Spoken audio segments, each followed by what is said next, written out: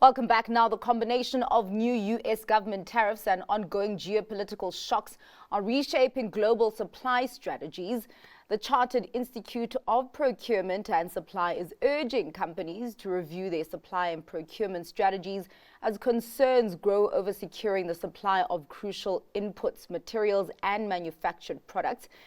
CEO Ben Farrell joins us now for insight on the shifting role of supply chains in today's economic landscape. Thank you so much for your time, Ben. Now, before we actually get into the business of the kind of landscape that we are seeing in terms of geopolitical tensions and how they're due to affect supply chains, let's actually get into the business of the Chartered Institute for Procurement and Supply. So you do have a conference going on in South Africa today, but we've just had a conversation on air that tomorrow you're going to Nairobi to open up a new office. Yes, I am. And just to give you a bit of context, this organisation was formed in 1932 on the back of the Smoot-Hawley Act, which Act in America that introduced tariffs into the US. So we've got a long history of our involvement about, trade development and anti-protectionism.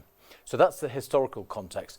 Where we are today is we have a presence in 180 countries, members of our organisation. And we are the globe's professional body for procurement and supply, the only one with chartered status. And we have 10 offices around the world. And recently I've been much focused on Africa and capacity building in Africa. I've been spending a lot of time in Nigeria, which was wonderful. I'm now here for our conference. We've got an amazing team here who are doing brilliant work in Southern Africa, developing the capacity. I just want to talk about, the requirement to do that in a second, and then going to Nairobi and then on to Kampala as well to talk to the teams we have there, announce our permanent presence being established in Kenya as well. So really, really interesting times for us, but also important times for Africa as the contribution that supply and procurement professionals have to play in ensuring success of both the public and private sector here is growing. So massively important time for us all. Yeah, and of course with this trade story, it's not just South Africa that we are worried about, it's the broader African continent as well, as we also have AGOA. We don't know where that is going. So just talk to me then about the backdrop then that we are seeing now in terms of how tariffs could impact, trade relations between South Africa and the US and the world and also Africa as well. So I've had the opportunity to spend a lot of time in different nations to understand how the tariffs are impacting that nation. And typically it's a different story everywhere. And how it will play out in South Africa will be different in different sectors. And actually, the other thing I would say is clearly this is an important day tomorrow, the impact in South Africa, but I don't think it's the end of the story. So to some extent, if we were to reach any great conclusions, apart from being constantly and continually increasingly adaptable, we've been talking at our conference today about the skills required for procurement and supply professionals here and now and in the future, in the advent of AI and all those sorts of things, but adaptability is increasingly one of those things that is coming to the fore. So people need to be really savvy about what's happening. And so in response to your question, what I've seen is what I described the tectonic plates of trade changing around the world as people are looking to new markets. And I would encourage the government to think about an industrial strategy, a manufacturing strategy and a procurement strategy that play to South Africa's advantage. So not just one strategy, but different strategies for each of the sectors. I think you need a national strategy that says, we're going to increasingly protect and make resilient our economy. And part of that will be a procurement strategy, which will potentially drive increasingly manufacturing in South Africa. So there's actually, as much as one thinks this is a big threat, which it clearly is a surprise, and, all the resilience needed amongst professionals to adjust it, there's an opportunity here as well, I think. And I would encourage people to think, this is the reality of the world we're in.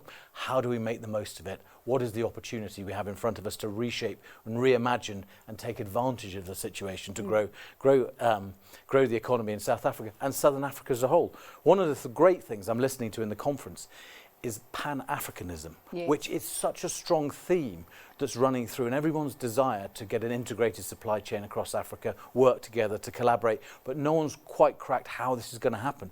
I think this is an amazing moment to think about strategic regionalism in Africa and how to grow that. I mean, SIPS is going to help everybody do that, but now would be a great time to start thinking about that. Yeah, I mean, also to be able to take advantage of the opportunities that could emerge, we also need to look at our current resilience at the moment. And I mean, when we talk about supply chains also in South Africa, specifically, we think of transit. So what does our resilience in South Africa look like? And can we actually take advantage of these opportunities immediately?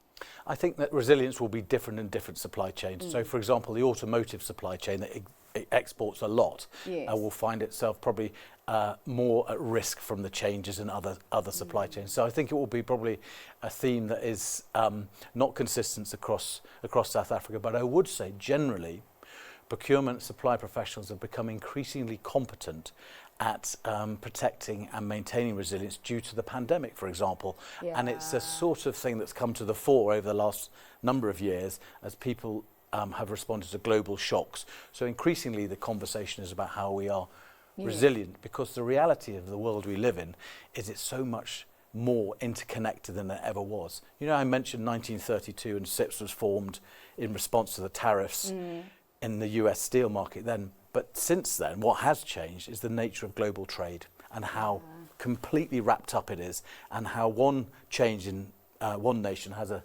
shock elsewhere. I've seen the Chinese moving manufacturing, for example, to Saudi because the electricity costs are so much cheaper. So people are really changing their supply chain. So this is why I'm going back to my theme about this is as much as an opportunity as a threat, and now is the time to take the opportunity. Well, what these shifts in the procurement and supply chain landscape then, do we have adequate skills?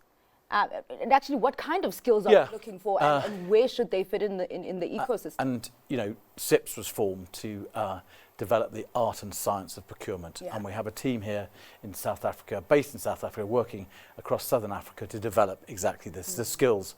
And we're perpetually improving ourselves every day and wondering about what are the right skills for the future. And today we've had a lot of conversation about how to respond to the changing world, both in resilience, AI, how to work in the public and private sector, all those things. And we have a syllabus that is, you know, people can access. So this is what we do. We are about capacity development, skills training, and identifying skills gaps in organisations to help them get better and better. So that is the remit of the Chartered Institute of Procurement Supply, and that's what we're doing around the world.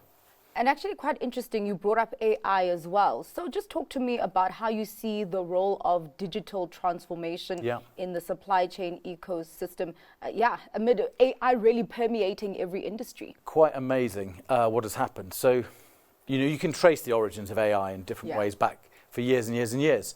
Someone today referenced, I think, the 1990s when AI effectively beat the world's best chess player at the time. So AI in some form has been around for a while. But the exponential growth in the last year or so has led us to the position where we're all having a conversation about AI. And in the last 9 months, since I became the CEO, I've witnessed extraordinary change and a number of organisations really embracing it. So today we've heard quite a lot about the concerns of jobs be taken and those sorts of conversations, but what I actually have seen is organisations where they're embracing it is adding value and doing extraordinary things with it. So I would encourage people to say, this is the reality of the world we're in, it's not going to change, it's an opportunity, lean into it and you can drive real value. And where the procurement team are getting alongside the CEO, telling him what the opportunities, or her what the opportunities are for embracing AI, you've seen improvements in productivity and performance. So my view at this stage is there's a long way to go till it's perfect. There'll be lots of people worrying about it, fair enough, and we'll resolve those. But ultimately, it's here and we need to make it work to our advantage. And the other thing to say is, you know, we're focused a lot as well on ethical standards. The human element of what we're doing, that's not going to change. AI is going to be a tool which allows us to do our business more effectively, but it's not going to replace us. It's not going to replace what it feels like to be part of an organisation. The soul is going to be humans always. So I think we, just like many tools have evolved through history, this is another occasion where we're going to be able to use AI to become better organisations. So, you know, I understand why there's some anxiety around it, but what I've witnessed of where organisations have embraced it around the world, they're doing great things. All right. Well, thank you so much for your time and really just giving us insights on that very, very important supply chain landscape. Very, very important ahead of the 7th of August. Yeah. And all the best with your trip in Africa and your expansion plans. Thanks so much. All right. Well, that was Ben Farrell, CEO of the Chartered Institute for Procurement and Supply.